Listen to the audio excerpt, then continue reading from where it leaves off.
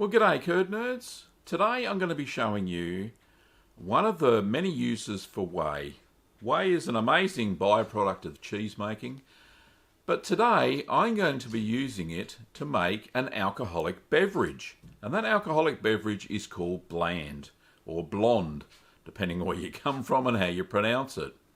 It's a wonderfully easy drink to make. All you need is whey, some honey, and some mead yeast, and it makes just an amazing drink.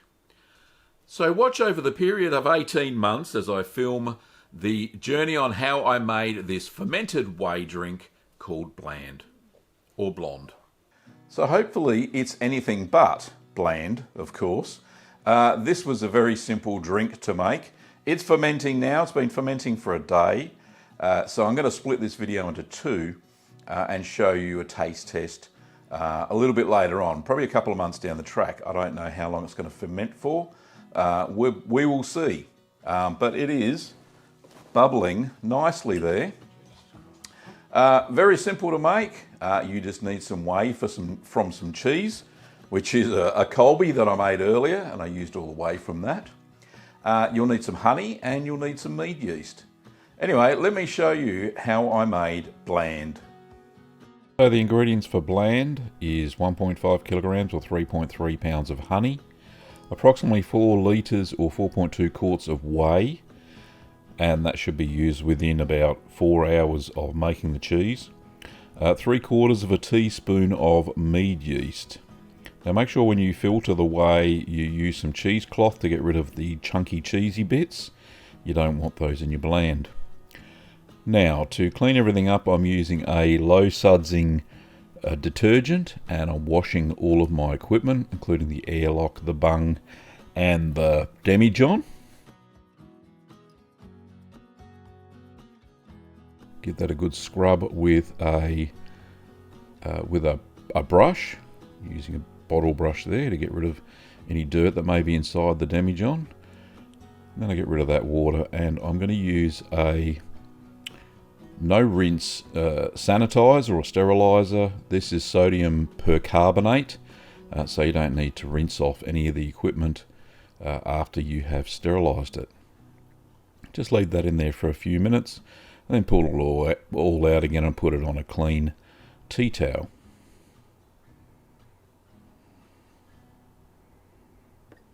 Make sure I filled up the demijohn with about 1 litre of water, put a bung in it, and gave it a good shake to make sure that it was thoroughly sanitized.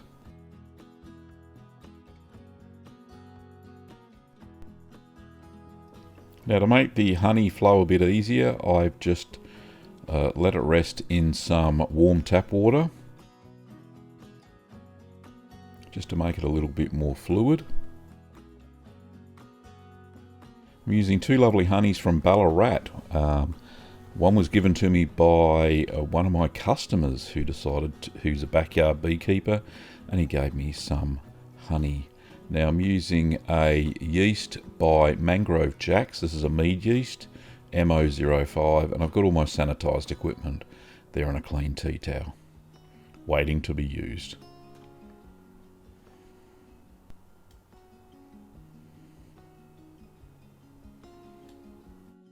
So first of all, we're going to measure out the 1.5 kilos or 3.3 pounds of honey. Now I made a mistake here, as I do, and I tried to pour the honey through a funnel. It wasn't quite runny enough, and it took a long time. So I'll spare you the pain and show you how I fixed it.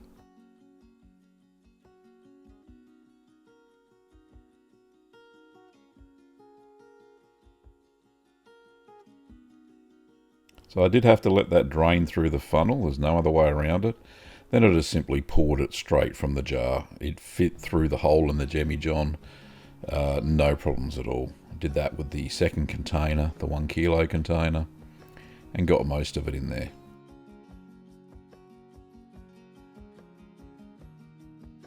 I quickly sanitized a spoon because I had some leftover sanitizer fluid, and then poured the rest of the 1 kilo, the big tub, into the small one, and then just pour it through the neck of the demijohn.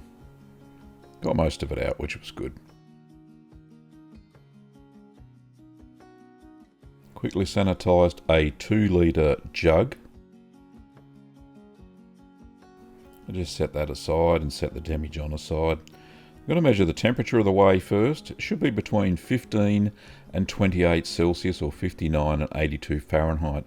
This is the fermenting range of the yeast that I'm using. Now it may differ for you.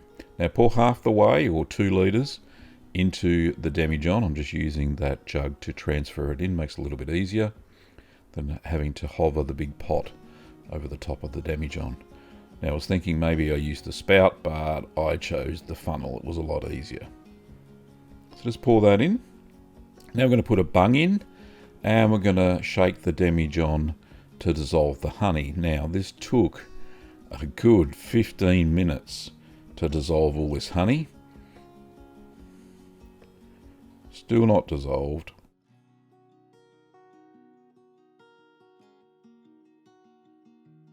So once I thought most of it was dissolved, I put another 1.5 litres of whey into the jug, and I managed to scrape out the rest of the honey out of the containers, pop a bit of warm whey in there, and dissolve any remaining honey. Just pop the lid on, give it a good shake, and then pour it into your demijohn.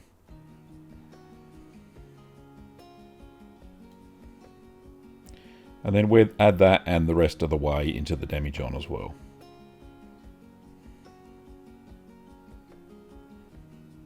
So I'm going to put the bung back in again and shake the demijohn to dissolve all the remaining honey. This does take a long time.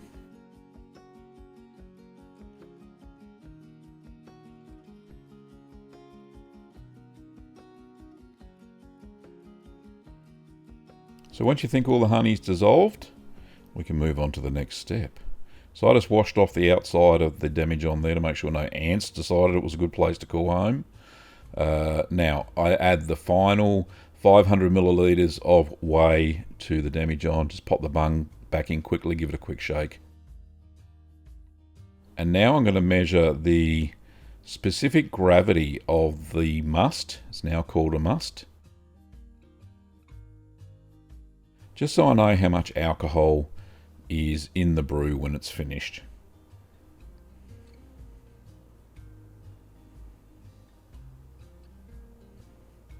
So I'm using a 100 milliliter flask there. Pop in my hydrometer and let it float. And it floats fairly high. So the reading I took was 1.112 was the specific gravity of the must to start with. Okay, now you can pour that back in because we did sanitize the little flask there and the hydrometer, so don't want to waste that.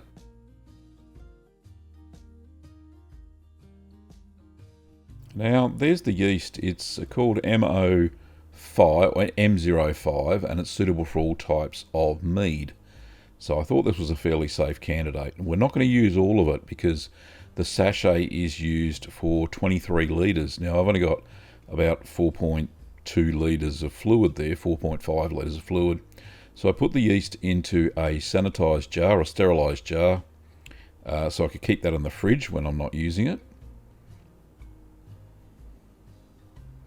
So we're going to add the yeast to the must when it's below 28 Celsius or 82 Fahrenheit. And then we can do what's called pitching the yeast. Now some people rehydrate their yeast. I've never done that in all the years of brewing I've done. So I'm putting 3/4 of a teaspoon of the yeast through the neck of the demijohn.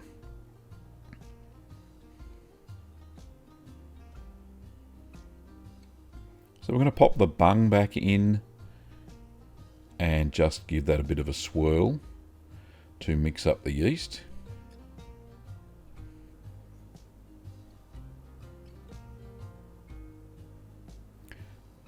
Now pop the bung back in and give it a bit of a swirl. Now I've already oxygenated the must with all that shaking, so there's no need to add any more oxygen in by giving it a good shake. A little bit of a swirl there just to mix the yeast in. Now we're going to pop in the airlock, but before I do that, I'm going to add a little bit of fluid. Now you can use water just out of the tap, that's fine, I've done that before. And this time I'm using a little bit of sanitizer. Don't fill it up entirely, so it's about half and half. There's some lines on the airlock, so fit that to the bung and then press the bung in as tightly as you possibly can. This prevents any further oxygenation or any beasties getting into your must. So we're going to ferment that at room temperature until it stops fermenting. Now this could take as little as a week, sometimes up to 2 months. You can see there the level of the sanitizer in the airlock.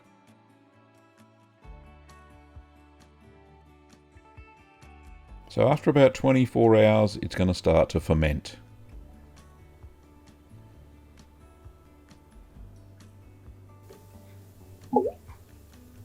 As you can see, it's very slow at first. Then it looks like there's a layer of cream on top, but that's the yeast starting to work. So day 2.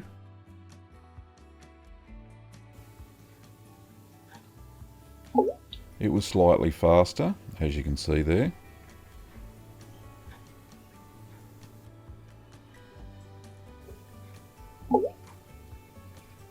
And there was a fair bit of yeast activity. Now this is sped up to 1,000 times, just so you can see the CO2 being created by the yeast as it consumes the sugars in the honey.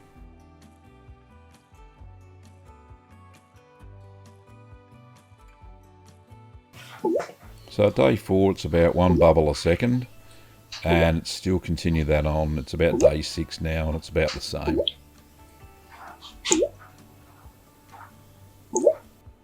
As you can see, lots of activity on the top still, sped up 1,000 times. Alrighty, back to Gav. So there you have it. That was a fairly simple process. I mucked up a bit when I put the honey into the bottle, but that's just me trying to find the most awkward way to do something. But yeah, I've got it sitting here in the kitchen out of direct sunlight. So there's about 4.5 litres of liquid in there. It's fermenting well, and you saw that in the video. But yeah, absolutely so simple to make. Don't throw your whey away. Make Blaand. But however, I've never tasted it, so it could taste, well, hopefully it doesn't taste vile, and hopefully it doesn't taste bland.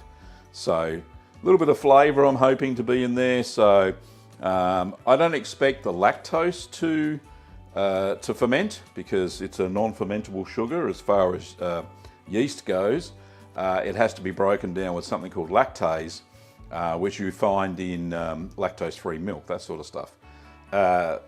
The lactose should remain behind, so it should be fairly sweet once all the honey has fermented out. I'm hoping for an alcohol content of about 13%, about the same as a white wine, but we'll see how that pans out as it matures. Anyway, I'll show another video as soon as something else happens to it as it develops through its life cycle. Today we're going to check on the Blaand that I made about 80 days ago. So here it is in all its glory. So previously on the Blaand video, this is where we left off. The Blaand was fermenting ferociously there, and there was a bit of a layer of scum on top, and it was quite cloudy. But before we get into what it looks like now, first of all, I'm cleaning all of my equipment, a second demijohn to siphon the Blaand into, and another bottle just to put some sanitizer in for later on. Give the demijohn a good scrub with a bottle brush, and I've also cleaned the siphon. Now I'm using a sanitizer. I think it's sodium percarbonate, which sanitizes all the equipment. So I'm just going to put in the hydrometer, the bottle, the siphon, and put a bit into the demijohn as well, and give that a good shake. So just cleaning any potential gear that I need there. There we go. Just drying the demijohn. And there it is after it's been fermenting for about 80 days. You can see there's a little bit of layer of scum on top. It's fairly cleared up. There's no airlock activity, which is good. But it's mostly clear, which is really good. And there are lots of sediment or lees on the bottom of the demijohn. Now I've got that elevated because you need to have it elevated to siphon into a second bottle.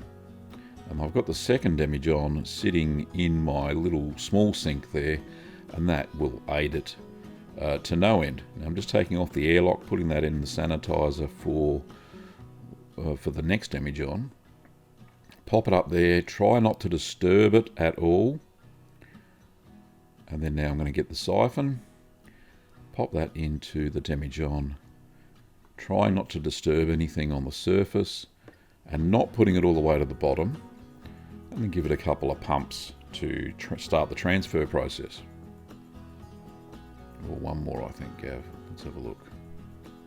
No, one more. You can do it. There we go. She's away.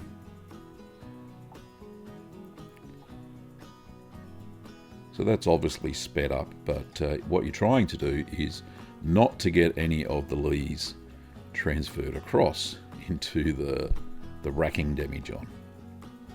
There we go. I think I've got most of what I possibly could out. So just carefully remove that, and the cloudy bit in the tube there, I'm going to use that to measure the specific gravity, or the final specific gravity of the liquid that's fermented out, and then I'll get a fair gauge of what the alcohol content is. Now I've put the airlock onto the second demijohn, and I've just placed that in the same place I had it originally. So the original specific gravity for this brew was 1.112, and the final specific gravity was 1.018. That gives it an alcohol content of 12.34. So as you can see, I racked off the liquid into another demijohn just to get it off of the lees, which is the, oh, do I have it here? Yes, I haven't cleaned the demijohn yet. You can see all the gunk down the bottom. That's all the milk solids that were in the whey. The whey was quite cloudy, and any of the honey that didn't ferment out. So what we're going to do is let that ferment a little bit longer. I think it's nearly ready. I've got a little sample here. It's a little bit cloudy because it came out of the dregs of the decant, but the rest of the brew, as you can see here, is quite yellow and nearly clear, and it's a little bit more, we've got a little bit more airlock activity now. So we'll let that sit for probably about another month. It may even clear even more. Let's have a taste. You can just smell the honey. Only just.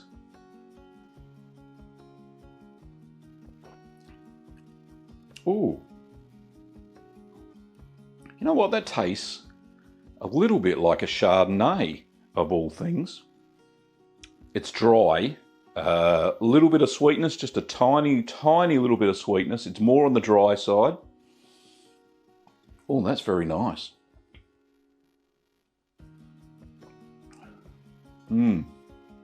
Nice notes on the back of the throat. I can still taste on the back of my palate.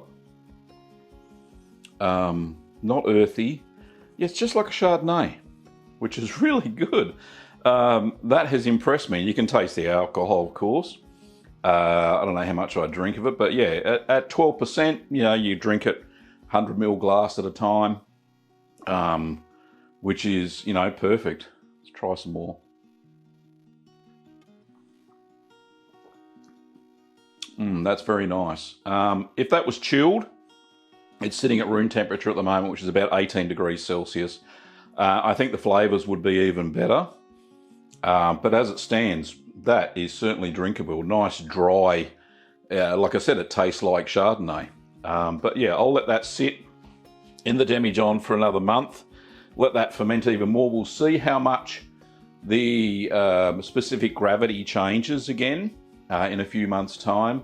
But this is about 80 days old. So 12% at 80 days old, that's better than any home brew that I've ever made, beer-wise. So yeah, it's fermented out well. And it certainly doesn't taste anything like the mead that I made last time, given that I used a different yeast and a totally different recipe, totally different brew. But yeah, very nice, just like a Chardonnay, if you're into that sort of thing.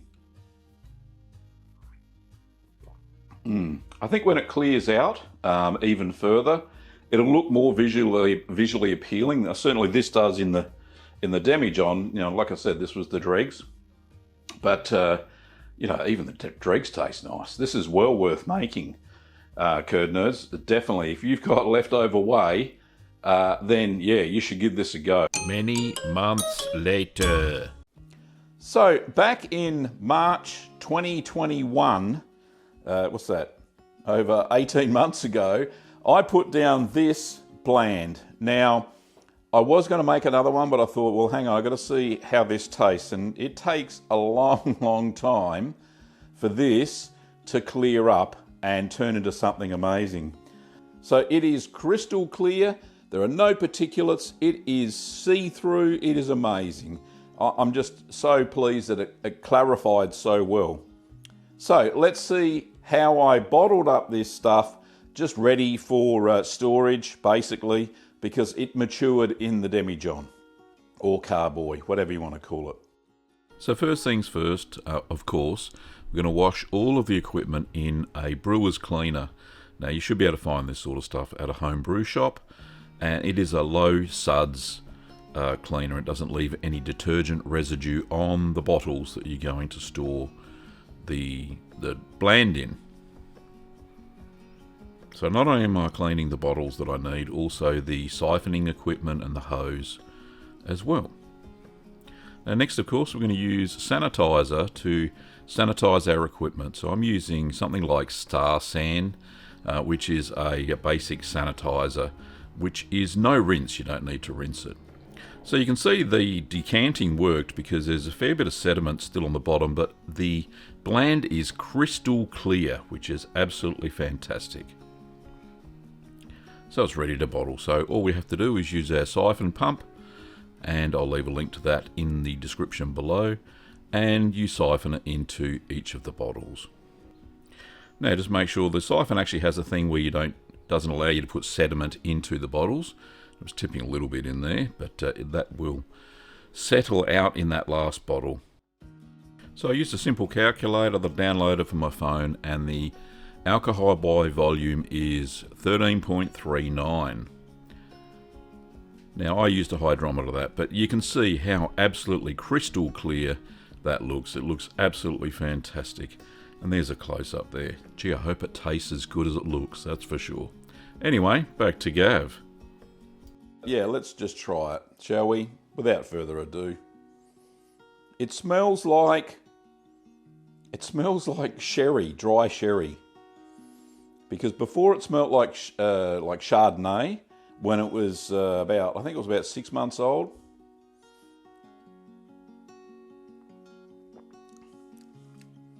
Yeah, now it tastes like a dry sherry.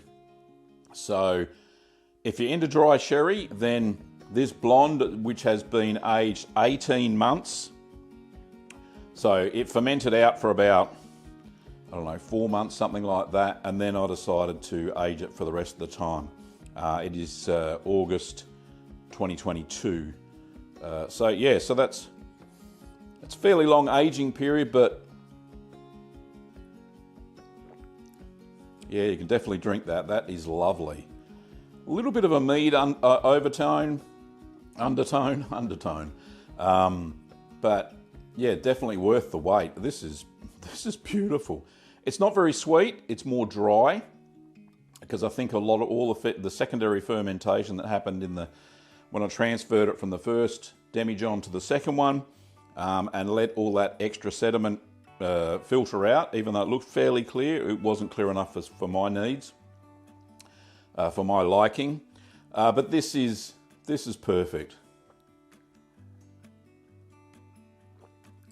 on a winter's day, and it's cold here where I am now in Melbourne, Victoria, it is a cockle warmer. Does that make sense? Warms the cockles of your heart. Oh, that is lovely. You can't sip it too fast. Well, you can. You can do anything you like.